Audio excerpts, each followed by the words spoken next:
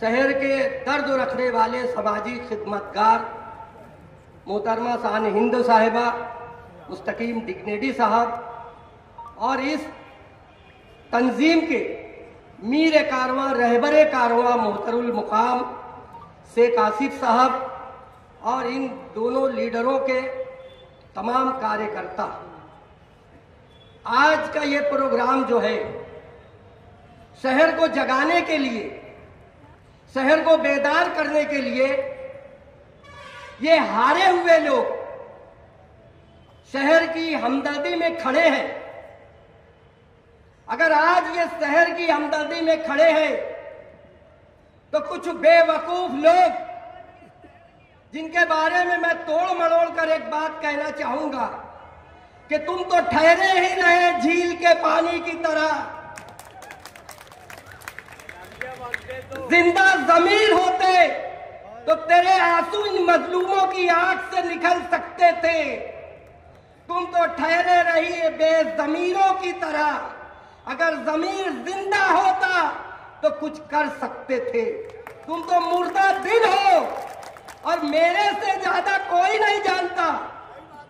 तुम सोचते होगे कि अतहर अशरफी को गाली लिखो, अतहर अशरफी को कम ज्यादा बोलो तो वो तुम्हारे बारे में कुछ नहीं बोलेगा। ये तुम्हारा ख्वाब है, ख्वाब।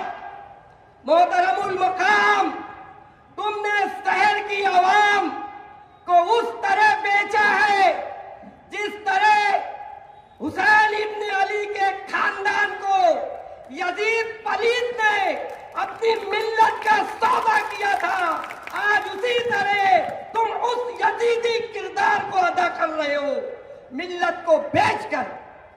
मेरे अजीज दोस्तों, मैं मुबारकबाद दूंगा शेख आसिफ साहब को कि उन्होंने कौम का दर्द रखने के लिए इलेक्शन के कुछ महीने के बाद जो एक दूसरे को खिलाफ में बोलते थे, उन्होंने सब भूलकर हमारे समाजवादी पार्टी के लोगों के पास आदमी भेजा। दुश्मनी नहीं निकाले। दुश्मनी निकालने वाला कौन है?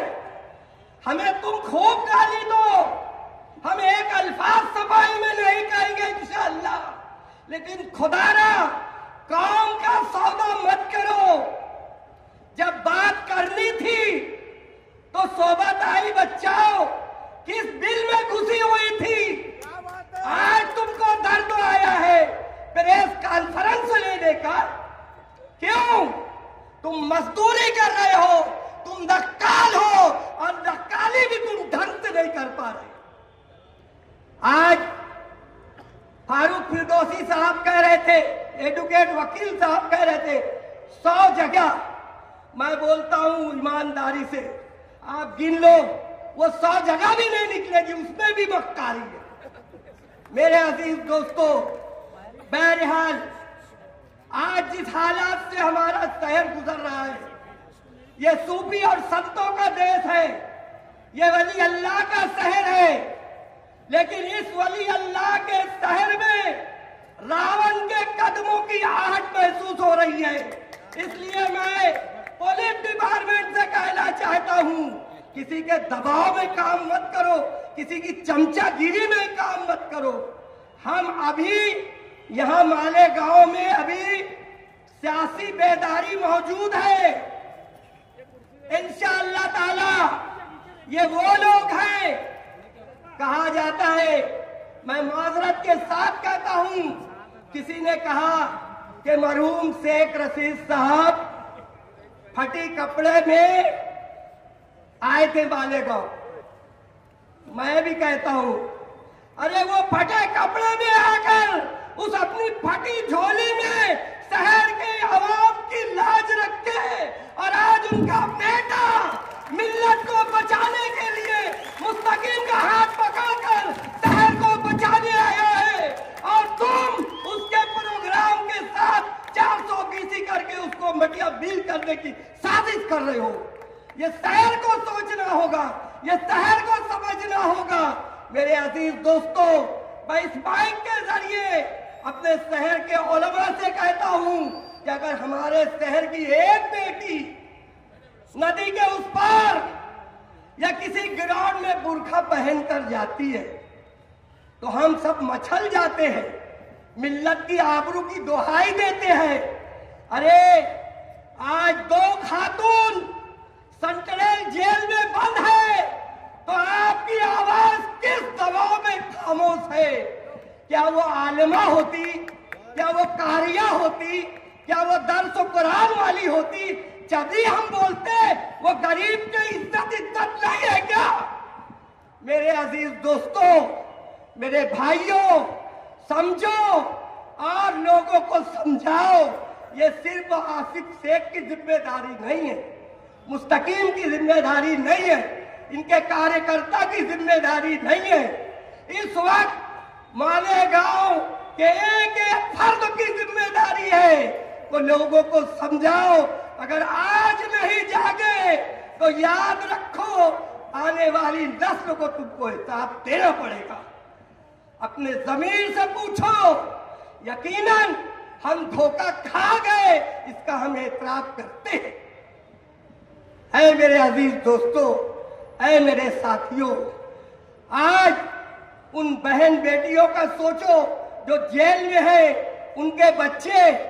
मैं एक मौके पर गया कोर्ट में, तो आसिफ शेख और मुस्तकीम के पास वो बच्चे हसरत भरी निगाह से इनको देख रहे थे कि यही साहब मसीहा बन के आए हैं हमारे घर की अम्मा और बहन को चुराने के लिए। वो छोटे छोटे बच्चे, ओ बेजमीरों, हार और जीत अल्लाह के हाथ में है। आज कहा जाता है कि मुसीबत आई नहीं है, मुसीबत लाई गई है। तो जिनके पास कुछ नहीं है वो मुसीबत लाने की ताकत रखते हैं। अगर तुम दयानतदार हो तो तुम मुसीबत को दूर करके बताओ, जब समझेंगे कि तुम हक परस्त हो, तुम मिल्लत फरोश नहीं हो। किरिस सुमैया किस खेत की मूली का नाम है?